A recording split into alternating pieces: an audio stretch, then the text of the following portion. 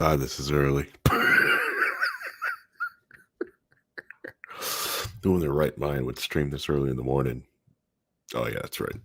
Me. This is my idea. This came from my brainchild. This is a crazy idea. Of course, like a little behind schedule this morning. Hello, everybody, and welcome to an exciting new episode of Low Key Does the News. We still need a name for this episode of these shows. But just call it Low Key and or just the Reinhold Show. Just force Reinhold to do his own podcast. I've been clicking the thing in StreamYard that allows him to stream on his own platform. So wait, one of these days he's just going to figure that out, do it on his own. Well, I have that option. I just didn't know I could do that. We'll have to have a chat about that at some point off air and figure all that out. Yeah, nice. Bully Reinhold into doing this show. It feels like this is probably how Eminem feels with Dr. Dre trying to get his album out. But anyways, hello everybody. My name is Harry, aka the Movie Target, and I'm also joined by Reinhold. Reinhold, say hi. Everybody, sorry I'm a little late. I had to restart my computer for a little weird technical issue, but that's fine. Everything's fine now. I'm later than you. It's my first day back to work after taking last week, a little bit time off last week, and I didn't set my alarm. I was up. I got up at 5. I was like, oh man, I feel fresh. Oh crap. The Reinhold messages on Discord telling me, hey, we're still doing it. So I still need to get back in the swing of things for work. So that seems like fun. And yes, I'm drinking out of my 25 years of Linux mug, which is now super old now. So now it's a relic. 90, 91, when that came out? I'm trying to think of the date. I remember getting like the first version of Slackware when it came out. Yeah, I think it was like 92, something like that. 91, 92, I think. Yeah, something like that. Yeah, 92. Yeah. Yep, because it was still new when I first learned about Linux my freshman year of high school. Have you seen this new operating system? What? No, I remember we had to bring our computers to school to try to get Linux installed on our PCs at home. I remember I was working at a Paul Harris stores and was doing second shift data operations. And the third shift guy was always like anti-Microsoft as much as everything. He hated everything Microsoft. So he's comes in, I got this book. It's called Linux. It's got a disk in it. It's going to be great. All right, whatever. Runs most of the internet. But it took, how many decades for that to happen? But what, 2? Like, listen to? Listen to? Well, yeah, listen to? Like listen to? While Windows servers are powerful, most corporations just don't like paying for them. Paying for it. That's the problem. They don't want to pay for it. Microsoft's licensing is so much fun. Let me tell you that we have people where I work at where that's their job is to just figure out licensing for customers. Yeah. I miss having someone to call for Microsoft licensing. It's the main thing I like about cloud services when it comes to Microsoft licensing. I just get a cloud service do this thing. I don't have to worry about it. Just do the thing. I only have, let's see. Got a question from Ken. I had the same question about who's broadcasting at this hour. Also started Slackware 94. Oh, yeah. Broadcasting at this hour. The nerds are up broadcasting at this hour. Yeah, see, some of us are still awake, while others of us are getting up. So it works out. Just you follow the moon, I follow the sun. Sorry, Microsoft recently announced that they're allowing people to manage Linux distros on their Windows devices with GUI interface. Yep, they're building. So yep, which is really nice. Yeah, but which I have learned is managing Windows servers with a GUI interface on having a GUI is just a crutch to some people. I get so upset. At work, I've got this one server. It barely does anything, but for some reason on AWS, it's this extra large device with all this RAM and all this in there. And it just turns out the main reason it uses all that is because someone gets on and treats it like a their own personal Windows box. They have Windows Teams and Office on a Windows server using it. And Yeah, I found that out 30 minutes before I was going to leave for vacation. Like, you know what? I can deal with that on Monday. Guess how I found out?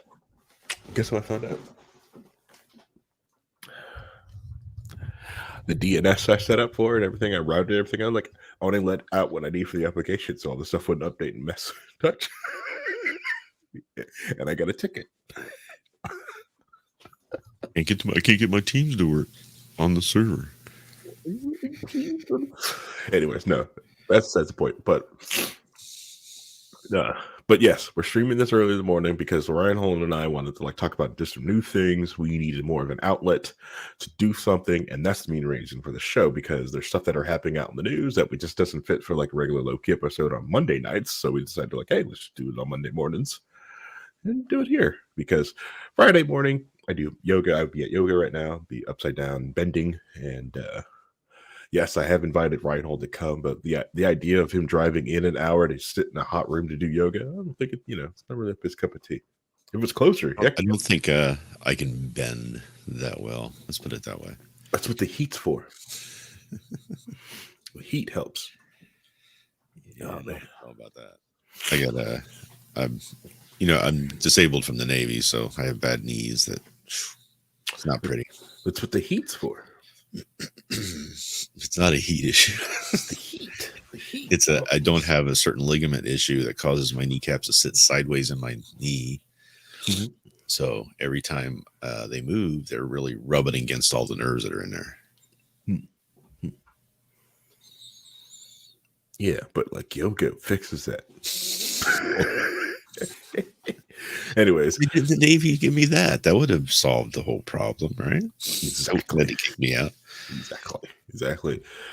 And people are like, well, why did you get kicked out of the Navy for your knees? You were just doing nuclear reactor operations, right? So you should sit at a table and do that. It's like, yeah, but if you're on a ship, you got to be able to climb up and down ladders. Mm-hmm. That's one big key.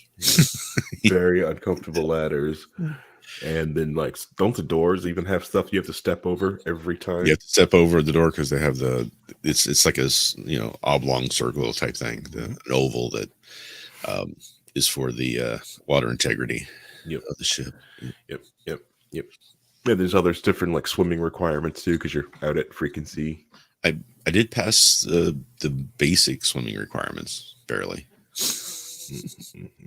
In basic training, that was a great day. Yep.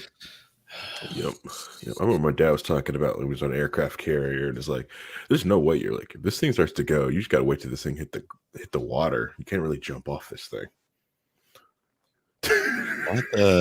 Not very fun to do. No, I would imagine. You're only about 20 stories up mm-hmm. at that point. Mm-hmm. to water. It's just we'll just wait till this get closer, then we'll go. Fire's not that bad. Yeah. Anyways, so articles or stuff like that hit me this week that I really wanted to talk about. This one was messed me up. I don't know. I haven't really done much per se on non-culture stuff that has happened, because I watched a really good short fat talk video, which freaking eighth best thing Canada ever produced. Short fat talker, great guy. I think it's fun. Find him hilarious. I do hate on him because he disses on libertarians all the time, but his criticism is fair. It's not unfair criticism. But I watched the 60 Minutes video on talking about U.S.-China's rivalry with Taiwan and Hong Kong. It was a very neat piece. I don't know if anyone has actually watched it and sat onto it. They went to China. They got visas. It was very difficult. They had to use our friendly diplomat there to help get themselves get visas to actually talk what has happened in China and the growing, the rise of the dragon and what has been going on, the sleeping giant of the dragon, and which I keep tabs on China.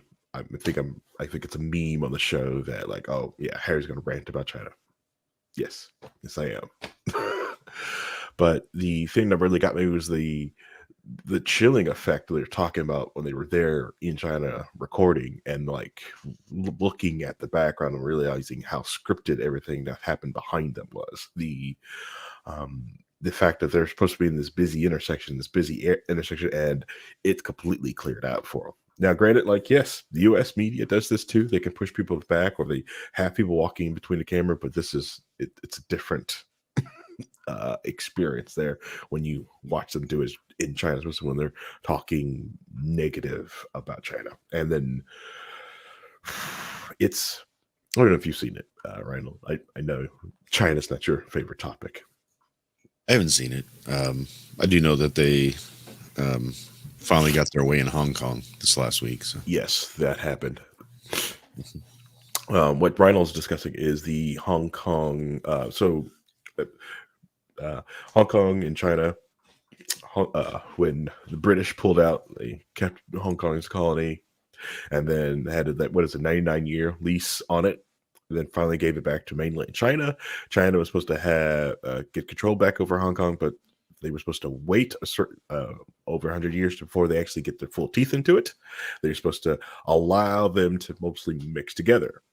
And well, that didn't happen. So at the start of COVID, they used to have these massive protests because they wanted to put the security law in it. So if they have any complaints or basically security concerns, I'm doing air quotes with security concerns inside of China, inside of Hong Kong, they can basically bring you into mainland China and then prosecute you there. And well, when that went out, was it now 4 years ago? It was met with massive protests that are unseen over there in China, especially unforeseen in Hong Kong. We're talking they're building basically barricades. It was a massive protest, and even their parliamentary system was trying to like, hey, no, people don't want this bill. It was a lot of those people who were in those protests or either did once the government finally cracked down and bringing in the PLA, People's Liberation Army, into Hong Kong. They massive arrest. They broke up a lot of the protests because also like COVID helped a lot of it. COVID fears, breaking it up anyways. And well, fortunately, a lot of those people who were in those protests got the heck out of Hong Kong. Some of them came to the United States. Some came and went to India. Just got the heck out. And the people who stayed, unfortunately, a lot of them got arrested. And a lot of the politicians voted against this. Well, they didn't win a lot of their re-election seats for various reasons. And the bill passed last week unanimously. No opposition to it whatsoever.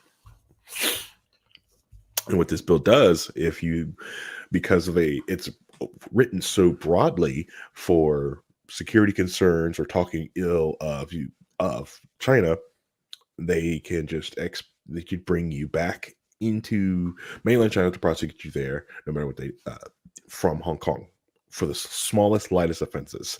It's even said that they now it's rumored that they actually will try to pull because it's the PLA claims jurisdiction of the earth.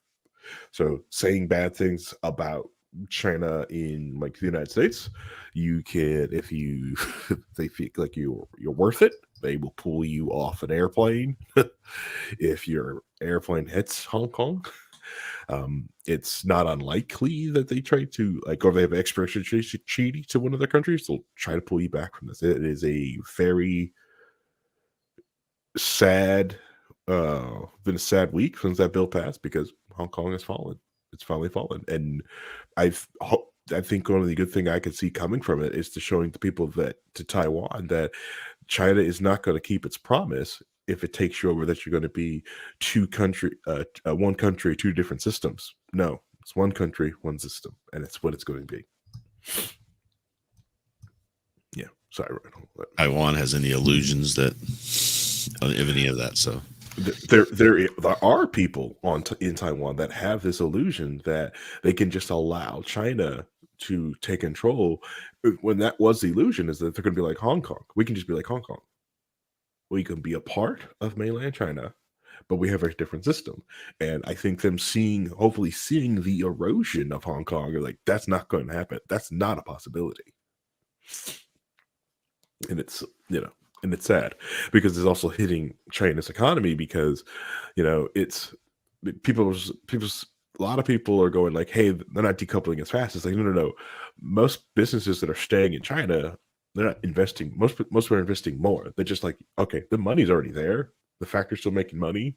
We'll keep going, but we're not going to, if the building breaks and destroys, we'll just build it somewhere else. We're not going to build a different one. We're not going to invest in anything else. So there's new stuff that's going to happen. We're not going to do it there because of the intellectual property loss, because every time something like gets brought in China, like its counterpart, right, instantly pops up in China only, and everyone's like, well, how can they do that? Got a billion people, of course. If they steal your product and have their own laws, yeah, they can be very profitable stealing Western ideas and just keeping it in China. China has their own version of Twitter, and Facebook. We got Weibo. Even They TikTok. block all that stuff too. That it doesn't go out and doesn't allow outside in, so it's very kind of isolated and blocked off. Correct. To get on, it gives the people the illusion. It gives the people the illusion of being able to have a social media. Yeah. But it's very centralized and isolated. Yep. Yeah. Thanks, Cisco. Yeah. It's because you get on Weibo, you need, what is it? 2 references and a Chinese ID to get on. To get like to get on Weibo. So someone's got to vouch for you to get in. It's like the Berlin Wall, just digitally. Correct, and that's also another reason why, like, I hate these porn ID laws. It's like, this is just the slippery slope to that. Like, oh, to get on Twitter, get on X, we have to de-anonymize. So we need your references and your ID. We need to know who the heck you are when you're posting online. It's, if you can't think of it, trust me, there are several reasons you need to be able to get online, honestly, or talking honestly. It lets the people talk to be able to protest and be able to, yes, are there bad actors? Heck yeah. There's always bad actors and everything out there, but it's sometimes it's necessary. Yeah, Facebook has stupid rules about that too. So, like, personally, I like to use the name that I've chosen, right, for my identity. It seems like a minor thing to do, to say, hey, this is what I'd like to be called. This is my, instead of what the government has dictated that I would be named by. Mm-hmm. And Facebook just does not like it. Facebook is like, no, you have to give us a last name. I'm like, I don't have a last name. This is my identity. It's just one word, blah. Mm-hmm. Can't do it. You can use just a single name if you're creating your account from certain countries. Mm-hmm. So there's a workaround where you're supposed to be able to go in, to get it on a VPN, go over to one of those countries, sign in from there, have the language is going to be different. You have to do a translate and I've never got it to work. So I was never able to create an actual regular account. And then when they decided that you could do pages with your profile and you can just switch your profile, I was like, okay, that's a compromise I'll use. But if I ever have to call in and say, hey, this is me, I have to give them my ID for my account that has my driver's license and everything else. So it's like, you just have to just hope you never need to do that, because it won't work. It won't work. Oh man, God, good old Facebook. Yeah, that's the other thing. So when you see anyone like from China, like, hey, and talking about it from China, and they're on American Twitter, Instagram, YouTube, either they're a state-funded actor, paid for by the CCP, or they're from high-ranking, or they're family members of a high-ranking official inside the Communist Party, or they have a VPN, which is illegal. And so, like, when this whole like TikTok discussion, they're like, well, this was like, yes, China uses TikTok, but it's not called TikTok in China. It's a completely different algorithm. It's a completely different system. Yes, and it looks the same. Completely looks the same, but it's different. Well, the thing is, with the VPN being illegal, don't they just do the injection and take over and view that? I mean, we do that here with proxy servers, right? You have a proxy server company. When you hit that proxy server from your browser, it's going to, flip over and take over the SSL connection and be the Mhm. man in the middle, as it were. So I'm Correct. sure they're doing that. Correct. That's what a lot of them are doing. Also hiding the packets. I think that technique was started in China, was to be able to hide your VPN traffic as Skype traffic.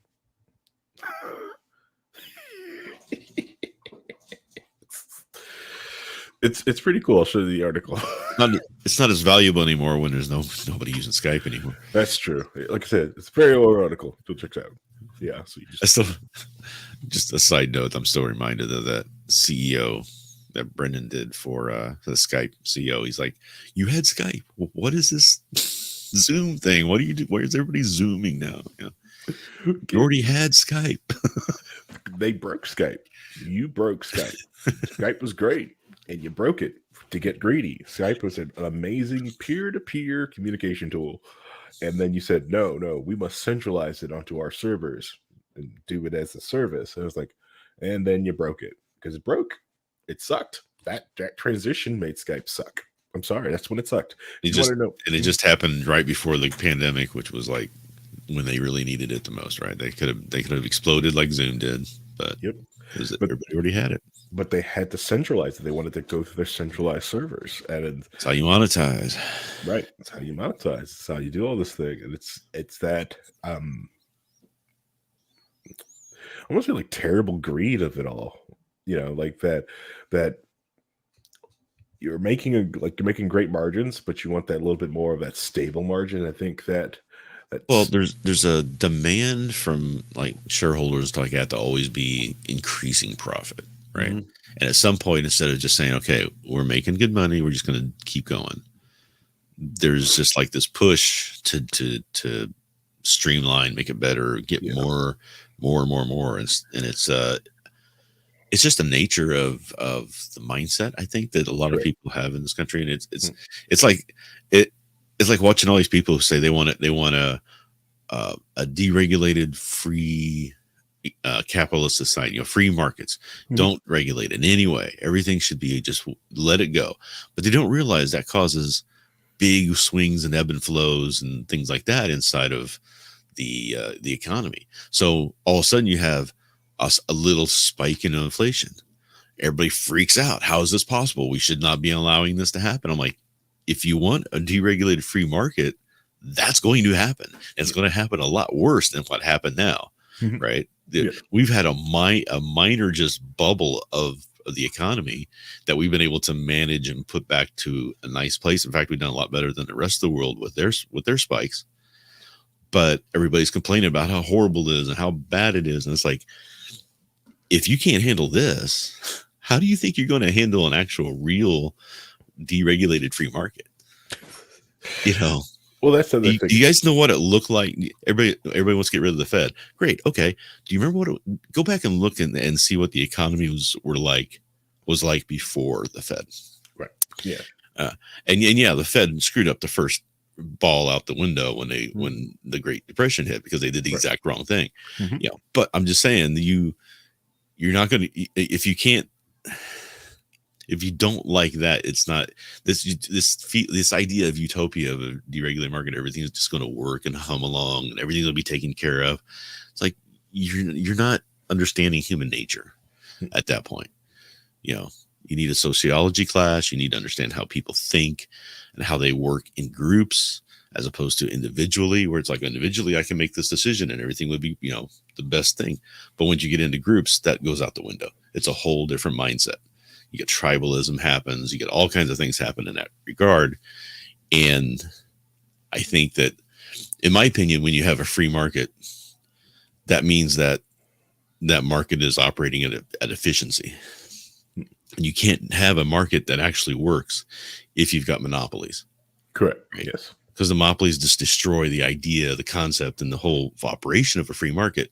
But the minute you start talking about monopoly antitrust laws, monopoly laws, antitrust, everybody freaks out. Oh, we have to have free market. This isn't right.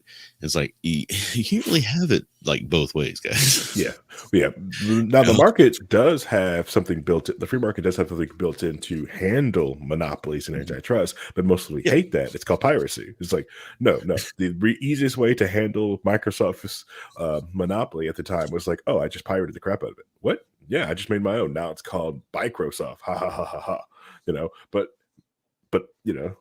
but Wasn't everyone, McDonald's from McDonald's, yeah. But people hate that. They want to be able to create something and have something else to protect that. So if you need to do that, you need to have another. Because you've taken that function out to be able to do the bootlegs and reverse engineering and reselling it, repackaging crap. You take that option out. So you have to have something else in there. It's nobody's like, well, that's the libertarian league. No, that's exactly exactly what you would do to take out a monopoly. Is just like, well, I just won't use you. I'll just copy you. And if I can't do that, then I need something else. I need a referee to make sure you don't get a monopoly. And I'm just really despising that the U.S. monopoly laws aren't going after some of these big tech corporations like Alphabet, Disney, Apple, Amazon should not be able to. They're going after Apple now, right? Yeah. For smartphones. I'm like, do you think that Apple has a monopoly in the smartphone market? They have a monopoly in other places, but in smartphones, really? You guys see that? Yeah, this is what you want to go after. It's like Apple's like what 40% or 30% of the market. The rest of it's all Android devices. I mean, yeah, Android, the illusion of Google's choice. Right. It's just like Alphabet. It's right there. Do that then. Get the percentages, guys. Yeah. I know. Like everyone's like, but Google's more open than Apple is. It's like, dude, it is one update. The Google's Android operating system can stop when it and be just like Apple. One update being pushed through the Google Android project, because most people don't sit there, take their phones and bring them back to the open source Android. So they just use the baked one that's in by Samsung and everyone else. They're not going to care, And then Google pushes out, Samsung's going to do the exact same thing, making sure you only have to use the Samsung store. They're going to do the exact same thing. That case is important. Apple does need to be smacked down. So hopefully Alphabet thinks twice about pushing this update, but it's just one update away. Just one update away. We can do that. And it's not just, it's like you said, Disney. It's like, how much do you let these companies get away with this? The amount of companies that Disney owns you can't let them just be in all of these different markets and not expect them to abuse that, because they are. Mm-hmm. And it used to be, I remember it used to be when you had TVs and you had the FCC, managing the operation of those licenses, you couldn't own two stations in the same city, right? Right. Yeah. And there was all these limits of what you could do to keep things from being like that. And then all of a sudden, then you started having these corporations going out and buying all the different stations in all the different cities and having groupings of them. And now everything's owned by like 3 companies, all the different TV stations, 2 or 3 companies. And then you've got,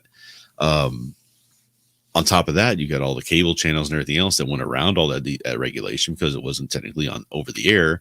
So they were able to do all the stuff that they wanted to do. And now it's all unregulated. And you've got companies owning, you've got, we've got Google owning news sources. We've got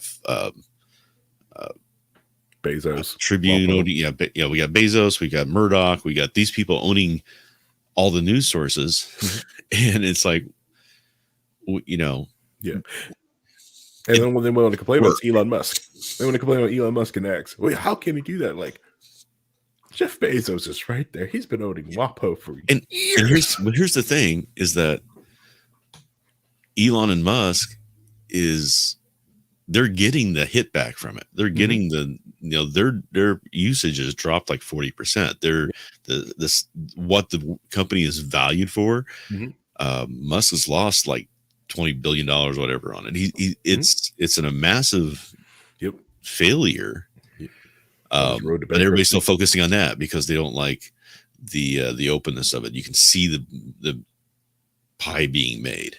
Right. Nobody likes to see that, right? Yeah, they want to be lied Where to. all this stuff is going behind the scenes on WAPO and Fox and all those places. Yep. And Fox is we got exposed with all the lawsuits from Dominion and stuff. So we're starting to see some of that behind the scenes that's happening. Yep. People are starting to recognize it.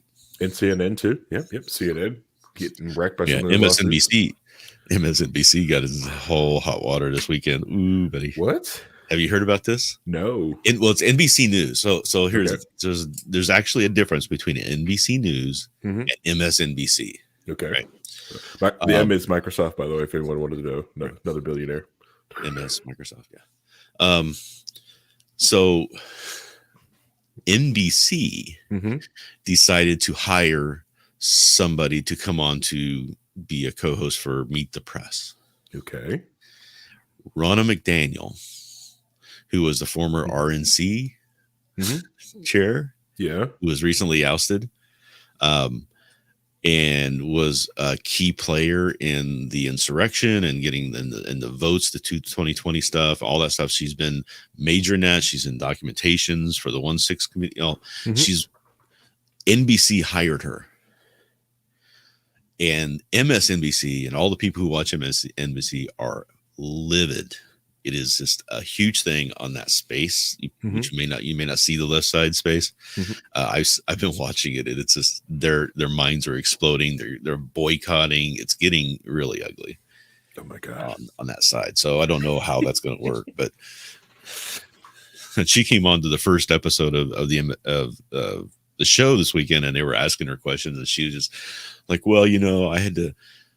They said, you said this about all the insurrectionists and all that stuff, and she's like, well, when you're in charge of the RNC, you have to take one for the team. I didn't really believe all that too much, but she only budges a little bit. She's like, well, there's still this and there's still this and this and this, but I did go a little bit overboard because I was being pressured because I was part of the RNC and stuff like that. And it's like, dude, you're not helping your cause in any way, shape, or form. People are not going to buy it. It's going to be a massive failure, I think. Oh, man, that's messed up. I know the MSNBC people are mad. Even the people who work there are having a huge thing about it. So, no, yeah, I stopped watching MSNBC in 2016.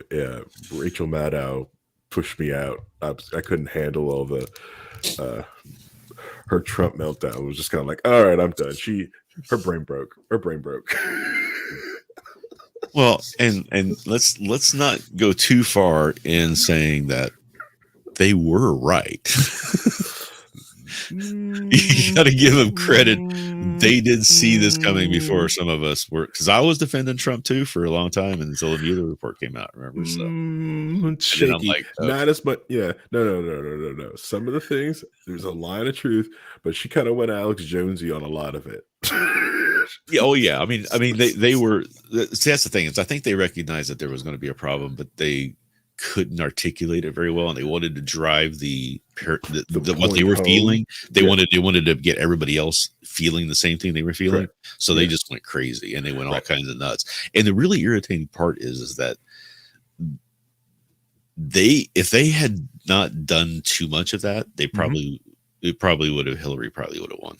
Correct. Yeah, they didn't do that. Yes. Yeah. It was just that the people didn't show up because people were being told that Hillary's going to win. So a lot of people didn't show up to the polls. So they didn't realize how important it was to get those Supreme Court nominees, right? So they weren't realizing it, how big of a deal it was going to be. But I think a lot of people on the left, once they've seen now what's happened, and that's why I was saying Biden was going to win 2020, is because people saw what the result of that was, and they just don't feel like they could ever let that happen again. They have to get out the vote, no matter if they like it or they have to put their, close their nose or, and vote. And a lot of people are going to have the same thing with Biden now, because a lot of people are mad about Biden and the Israeli, Palestinian stuff like that. And I was like, yeah, but if you don't, and their point is valid that, we shouldn't reward this with a vote. We should protest vote. But the problem there is, if you protest vote and he doesn't get in, like Hillary didn't get in, and you end up with Trump again,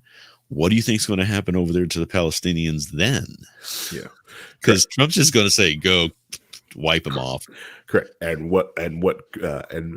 how many Supreme Court justices decide to, like, you know what? you know what? I'm gonna retire. I'm done. Tired of the bashing.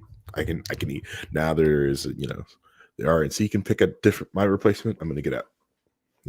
Versus everyone got to sit in, everyone got to stay healthy. Because, like, yeah, I can understand like why like everyone was like Ruth Bader Ginsburg, why she wanted to stay. It's like, yeah, the idea that she could be replaced by the first female president. Yeah, that sounded amazing. That sounds like an amazing story. Whether you liked Hillary or Ruth Bader Ginsburg or not, it sounded like an amazing story. Well, the problem was is that the Republicans would have played games with it anyway. If she'd retired, Yeah, resigned, they would just said, "Well, the election's coming up. We can't do." Like they did. They said, "Well, election's coming up. We can't let Obama supply it. We got to do it." And then when the same thing happened with Trump, they're like, "Oh no, we're going to do it. we're gonna do that now. We're gonna do this now. You hypocrites!" It's so blatant hypocrisy, and they're just like, "Oh yeah, don't worry about it," because they know they can get away with it. Yeah. Nobody cares. Nobody's going to fight them about it. Yeah, well, the Republicans, they're freaking worse. Like I was talking to somebody here, they were talking about like how they can't afford anything. It's inflation. It's Biden's fault. And I sat there talking to them. Was like, yeah, it's Biden's fault. Our gas tax is the highest, one of the highest in the country here in Indiana. That's Biden's fault. Oh no, that's Indiana Republicans. That's why you can't afford anything right now because gas prices are super high. You also can't afford anything because your property taxes are super high. That's why you can't afford a house. Granted, interest House rates prices are insane right now. I don't understand how they're still up. I figured they'd have been dropped by now, and they have dropped a little bit, but it's just it's unrealistic and unsustainable. But the thing that hits me is like, okay, we had a pandemic, right? Everything was shut down, and then it started to open up again. Well, it opened up and was like, boom! Now there's all this demand that wasn't there before, and all the pipelines were all screwed up, and everybody had to gear up and ramp up, and things weren't happening, so supply was all screwed, and we had a global inflation spike because of it. This is global. How is Biden affecting the inflation spike in Eastern Europe and China and all these other places that are having the same thing? It doesn't make any sense. It was the same thing that I always get upset about the Great Depression. Everybody's talking about how the Great Depression was because of these policies and stuff like that. The only they're trying to say that it was certain these policies, and it's like the only policies that really affected then that caused that was the trade war that got started, because that was a global effect. It was a global depression. It was not isolated to our economy, and we weren't the leaders of the economy then either. So now you can make the case, hey, where the United States goes, everybody else goes because the dollar's tied and all that stuff. But then it wasn't, and it was just that was a global thing because of all the trade war stuff. It wasn't any of the other things that were going on that caused that. So it's the same thing here. It's just like this is a global thing that's happening. The president's policies, which the only thing that they've been able to do is really the Fed is able to kind of manage it and get it back down to a level faster than any other of the countries have. The other countries have much worse situation than we have now. Much worse. If it keeps that way, European vacation is going to be cheap. Yeah. The other thing with like China has also experienced a massive amount of bringing in China again, massive amount of natural disasters and other things like that. And with Ukraine's war, China's buying a lot of different foods up in market, and a lot of people are buying American food. So the price of it's more expensive to sell it to other markets overseas versus selling it to you guys here. So Look, another reason the Ukraine war. I mean, you've impacted the global grain market. You've impacted global oil markets. All this stuff is impacted by it. That cascade down, and everybody's like, no, it's corporate greed or it's Biden and spending all the infrastructure money, which Trump spent most of that. Biden spent some more, but most of that was Trump. But still, it's like, spending that fake money messes with your economy a little bit, but not. This is beyond that. This is a different problem. If you don't recognize what the real problems are, you're never going to be able to fix them. So at least we have people right now who are trying to, I think they're trying to fix the right problem. And they're doing an okay job of it. I mean, I would like to see it come down better. I would like to see something done with home prices and things like that. Whereas we should be pushing more and more and more housing building.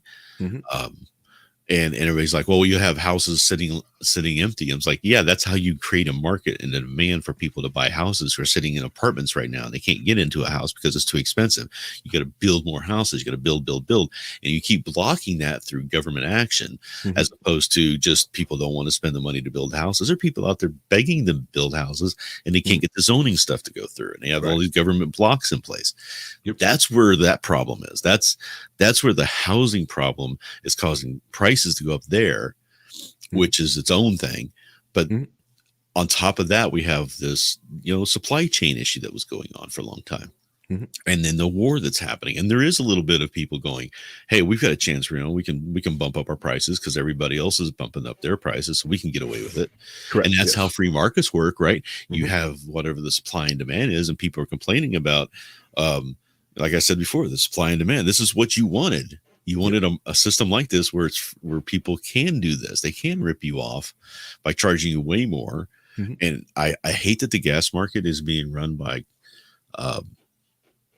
the stupid speculation stuff. It's a commodities market thing where it's like, oh, we think the price is going to go up, so we're going to charge more for it. It's going to go up like that. Well, the people who buy the gas or make the gas are getting rich because the price is irrespective of how much it costs to get it out of the land and get it into the refineries and get it refined into the people. So they're making bank. And everybody else is suffering because that fuel's cost for transporting all these goods, which cause them to have to go up their prices. And it's why have we allowed this for so long, to allow the oil market to be tied to a commodities speculation? That doesn't make any sense to me. Why you do that? Exactly. Because the country's run by also a lot of people who get money off it, so they're just gonna let that go. Oh yeah. There's a lot of all the Bushes made so much money on the oil. That's why that all started. But Hey, Gio, but no, it's you're right. And small rant. And no, you're fine. Yeah. And Mark Cuban was freaking right. Like when Mark Cuban did a slightly defensive Trump, right? Because honestly, like I can't wait to Trump loses Trump Tower, then Uno reverse New York City by selling Trump Tower to New York City by also signing him a 99-year lease of the penthouse, so he can't be moved because, hey, I've got a year lease with Trump Tower, but you own it, but I have a lease. Or just using squatter rights to get Trump Tower back. I think that's going to be an amazing thing. Just squat on it. Using squatter rights, just fill it up. No, that's funny. That's funny. That's a good joke. Yeah. That can freaking happen. All the squatting instances that happen in New York City. That's hilarious. The problem is not going after Trump Tower right first. First is going after exactly. That's why we should squat on it first. Because it takes 30 days to squat. You need 30 days to prove you're a squatter. Here's the problem. What? Today's the day. Yep. Today's the day. Which the trial was awful. The bond rate's too high. That's ridiculous. It's a ridiculous. The bond rate's too high. Everyone got paid. The whole trial, to me, the whole trial is a sham. This is effed up. This is messed up. Wrong. It was won by summary judgment. It's effed up. This is stupid. This is awful. You could say that I'm wrong. I'll take it. I don't care. No, it was the amount of massive fraud that he has been getting away with for decades. Yeah. He just got caught. I mean, that's just somebody finally just stood up and said, no, we're not going to allow that to happen anymore. Yeah. Which I'd be all fine with if there was like a line of people with this. There's one guy. There's one guy, one massive guy here instead of a line of people at that type of price range. But there's not. There's just one guy with this massive $500 million summary judgment. There's been summary judgments against companies that have been in billions and billions of dollars. This is not the worst that's ever happened. I know it's not. And Trump is just an individual single owner business, but this is the business that's getting it, not him. Yeah. It's not personally him. Yeah. I mean, so this is a business. I mean, the guy, what's funny is that he keeps thinking he's going to win it at appeal, which he doesn't understand any of that process because it's going to be horribly lost. But just like 5-6 months ago, somebody else who was nailed on this same thing in New York appealed and went to the appeals court, and the appeals court knocked him down and said, no, you got to pay it. And it was the guy, I think it was the guy who's the insulin guy. Yeah. Who was making all that money off insulin, and we found out, they charged him with fraud and got him all that stuff. He tried appealing, and he's like, "No, this isn't fair. This is too much." And they said, "No, it's not," because the amount that I mean, it's funny because the judgment has like 40, 50 pages of the determination of every single fine. It's so well done and written that there's no way it's getting overturned on appeal. Point of privilege. I want everyone to know that is Reinhold's alarm going off, not mine. It's not. It's just a beep alert. So I've got to turn my thing off. Just want to know. Point of privilege. Just want everyone to know that's not my smoke detector. That is from Reinhold. That is not me. Check your smoke detector.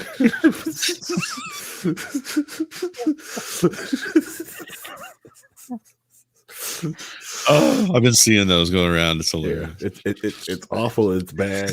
I hate like when some people are like, "Well, it's racing." No, it's just a poor person thing. It's a person thing, with the institutional racism that goes on. Exactly. Yeah, you grew up poor, something like that. This freaking happens, right? It just happens, Yeah. Anyway, sorry, just had to put that there. Gio Rio says, "I just subscribed. I'm interested in hearing y'all's takes on some things. I'm going to stay tuned." Well, thanks, Gio Rio. Gio, if I'm pronouncing it correctly, hopefully. You have takes. They're all hot. They're all hot takes. No. I think he comes up with them in his hot yoga. Yeah. I think anyone who's doing business in New York City should get the heck out immediately. This place is awful. It's terrible. Place is terrible. It smells bad. Also, it's hard to get out of New York City. Might as well just shut your business down and restart it once you leave. Even then, they'll probably send you letters about how you owe you money. New York City is bad for business. They do have terrible business practices. Hey, from what I've seen, I don't see that happening. From what, I don't see most people are doing this, but I think most you understand I think a lot of people are doing it. Just you're right. No. You understand. There are people who are doing some fudging, right? Yes. Fudging's happening, but we're talking about massive fraud. We're talking about valuing a property worth about $18 million and saying it's worth $1 billion in order to raise capital, right? For loans at such low interest rates that the banks are loaning them the money are getting ripped off, but then taking that valuation of, let's say, $18 million for that property and using that for their taxes. Okay. So that's massive amounts of fraud. A huge, it's not fudging. It's not a little tweak. It's like saying that your 10,000 square foot apartment is 30,000 square feet. Physically impossible to be, this is complete, just lying to people. If you're not going to go after this level and sustained level of fraud that has been going on, then fraud take it off the books, because you're not going to get anybody else going this hard into the paint on this fraud level. So the banks were upset. The banks are mad, or was it just the AG? Well, it was the AG. There was the banks were getting screwed. Okay, so the banks brought the case. No, the banks didn't bring the case because the government brings the case, because the people were getting screwed too on the taxes.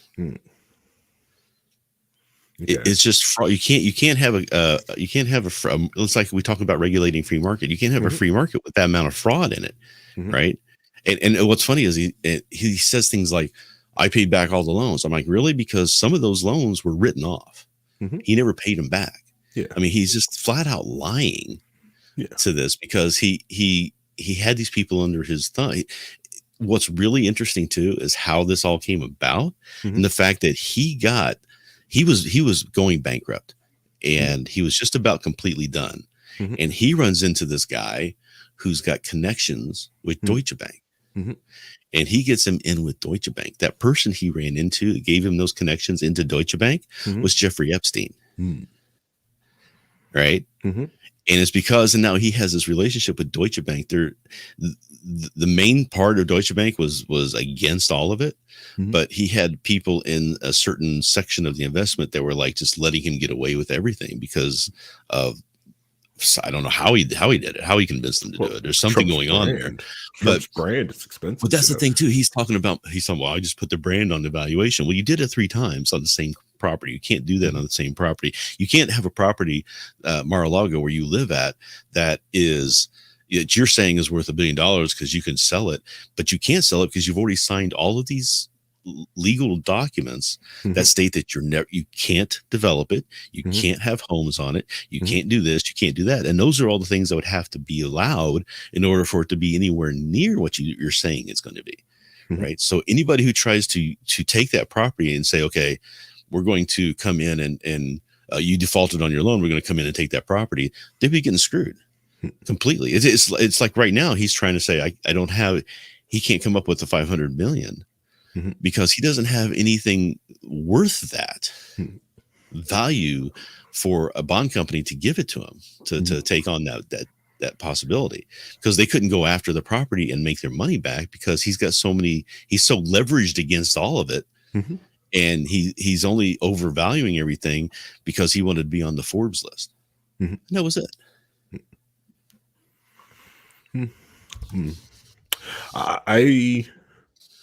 I can see you on the fact that for did he lie on every form? I was like, yeah, I think everybody freaking does on forms like that. But I think we're not talking about a little fudging. That's what I'm telling you. This is small fudge to me. That's a small massive small fudge. Small fudge. 13,000% is a small fudge. It's small. 18 million to $1 billion, I think, is a little bit of a fudge there.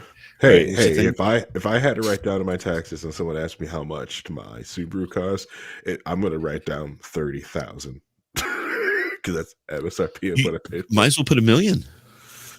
See, it's worth $1 million. Hey, if that's what he was doing, that's the level of fraud he was doing. My fault the bank accepted it. That's not my fault. It's not my fault. The bank should have did that. Because I don't know commercial real estate, but I think separate valuations are pretty common in real estate and residential real estate. Banks do the evaluation, the state does their evaluation. Correct. Yeah. My house to the bank is valued at one price, but the state of Indiana also values it. Property assessed values are 2 different things.